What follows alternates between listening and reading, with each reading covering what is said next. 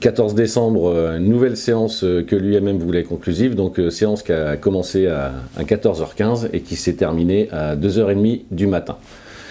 Déjà le premier point, c'est que cette réunion, elle n'a pas été conclusive, ça c'est le premier point. Dans cette réunion, tout d'abord on a abordé la question des discussions en territoire, où l'UMM nous a fait un bilan d'où est-ce que ça en était.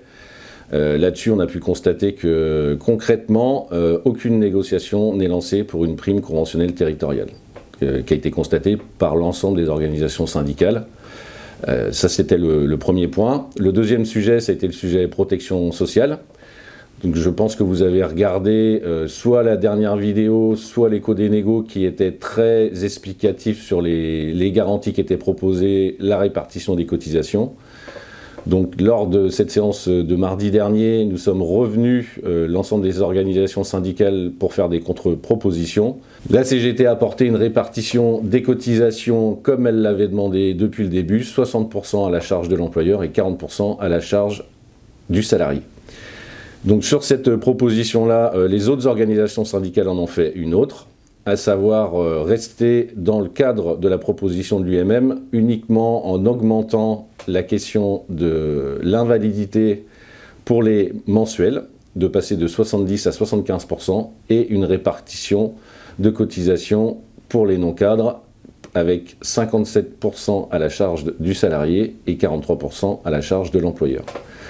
Là, sur cette proposition, l'UMM a donné son accord. Toutefois, sur la question de la protection sociale, il reste arc-bouté sur le jour de carence au bout du 3e arrêt. L'UMM reste là-dessus. La CGT a bien évidemment réaffirmé son opposition complète à cette proposition à ce recul. La CFDT, FO et la CFE-CGC ont également fait valoir que pour eux, ce n'était pas acceptable. Et le dernier point sur la protection sociale, c'est la question du 1,5% de cotisation obligatoire pour les cadres. À l'heure actuelle, tel que c'est écrit dans le texte, le 1,5% n'est pas respecté. Et donc, sur ce point, la CGT s'y est fortement opposée. La CFE-CGC également, et également la CFDT. Donc ça reste un point bloquant. L'UMM nous annonce en séance que pour eux, le sujet est clos. Chose qui n'est pas acceptée par les organisations syndicales. En tout cas, ça nous a amené à passer au sujet suivant, c'est-à-dire la relecture de l'ensemble du dispositif conventionnel qui fait plus de 200 pages. Donc c'est lors de cette relecture où plusieurs points ont été relevés par les organisations syndicales. L'UMM a réaffirmé que des textes qui étaient mis en réserve ne seraient pas renégociés. Donc ça a été réaffirmé par l'UMM. Cependant, quand on est arrivé à la question de la garantie conventionnelle de maintien de salaire, là, il y a eu un gros point qui a été fait, beaucoup de désaccords. La CGT a pu exprimer envers l'UMM et les autres organisations syndicales qu'enfin on arrivait dans le fond de la problématique, à savoir que ce qu'on dit depuis le début, que les salariés n'auront pas un maintien de leur rémunération, c'est vérifié concrètement avec ce qui est écrit dans le texte.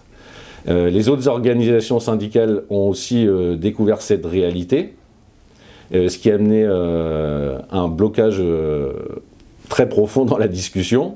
Et donc l'UMM de proposer à 2h30 du matin une suspension de séance pour pouvoir revenir avec leurs dernières propositions, ce que la CGT a accepté, étant donné qu'on était dans une négociation, il était hors de question de s'arrêter là. Cependant, les autres organisations syndicales et l'UMM ont préféré stopper la réunion et nous renvoyer au mardi 21 décembre pour continuer cette négociation. Et l'UMM a toujours la volonté que le 21 décembre soit une séance conclusive. En tout cas, pour la CGT, on l'avait déjà dit lors de la dernière séance, c'est loin d'être une séance conclusive quand on voit l'ensemble des points qui restent à traiter. Et encore une fois, là on constate qu'avec les négociations qui arrivent en territoire, ce qui se passe, c'est que beaucoup d'organisations syndicales, des autres organisations syndicales découvrent le sujet et ils sont opposés à ce qu'on leur présente. Ce qui amène les délégations des fédérations au niveau national de FO, la CFDT et CFE-CGC à être beaucoup plus revendicatifs dans ces négociations. Donc on mesure bien ce que peut apporter l'ensemble des informations, de débats, de mobilisation qu'a lancé la fédération avec ses syndicats. On en a un exemple concret de l'effet que ça a sur la négociation. Donc plus que jamais, il faut qu'on continue dans cette démarche. Et bien évidemment qu'on vous rendra compte de ce qui sera discuté le 21 décembre.